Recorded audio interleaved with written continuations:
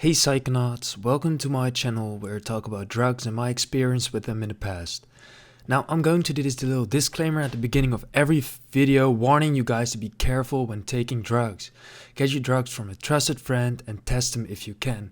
Also be very careful when combining different drugs together because a lot of drug combinations can cause seizures and even death. So yeah, and also if I said something in the video that isn't true, please correct me in the comments below. And today I'm going to talk about my drug blacklist. So these are the drugs that I have decided I will never try, not even once. Well, some of the drugs on this list I might try, but I'll come back to that later. So yeah, let's start. Number one is meth, and meth is a drug that just releases a fuck ton of dopamine in your brain, and meth is about the greatest thing you'll ever do. So once you have done meth, you can probably never enjoy anything ever again because the meth just doesn't compare to anything. It just releases so much dopamine, it just feels so great that you're always craving that meth. Even when you're years sober, you still crave the meth. So I will never do this drug in my life for that reason. Going to number two is crack, and for that matter even cocaine. And I will never do this drug because actually the same reason as meth. It's just so addicting. The high is so short-lived and the hangovers are fucking insane. So the chance you'll get fucking hooked on this shit is so incredibly high. I will never try this. The next is heroin, and I have done lean in the past, and I might try painkiller pills, but heroin is different because you inject it. So I would like not do injections in general. It doesn't matter what drug, even if it's ketamine or anything like that. I don't like sticking needles. I don't have a fear of needles, but I don't like sticking needles inside my body. Just my brain is going like, what if something goes wrong? What if there's air inside? What if the mixture isn't fully dissolved? So yeah, I won't do that. And the next is speed, amphetamine.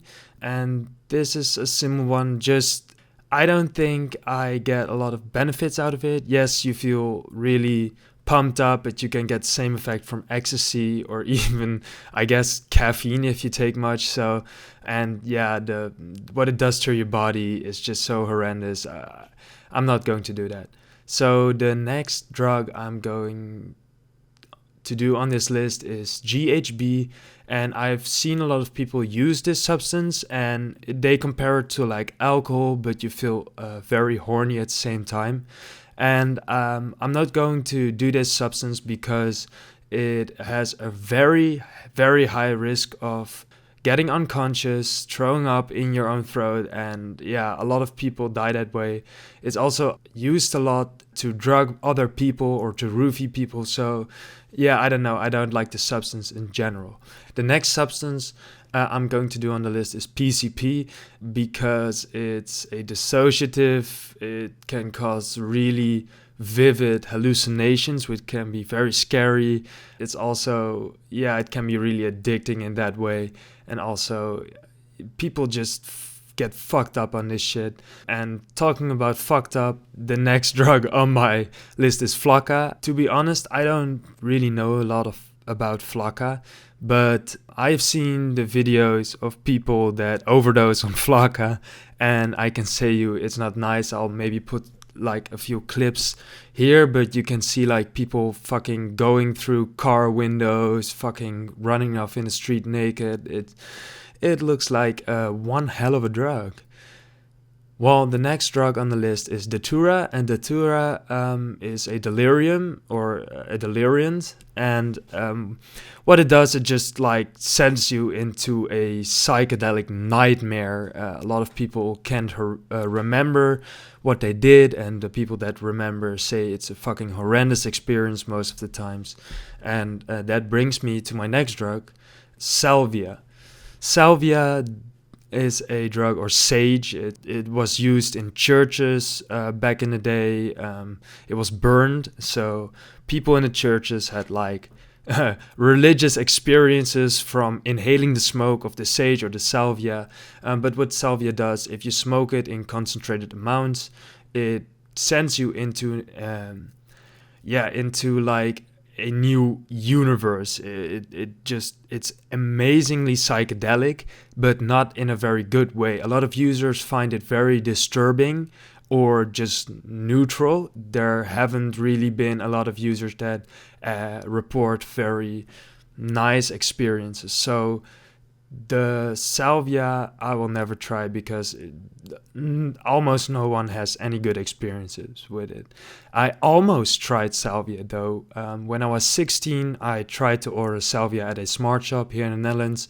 We have smart shops where you can buy things like salvia or other legal drugs, but I didn't do it because I researched it and saw a video from Psych Substance actually where he talked about his salvia experience, and that really put me off. So the last drug on my list is alcohol, and I have done alcohol, so this is not really a true blacklisted drug, but I've been 9 months sober from alcohol, and I'm feeling really great about it.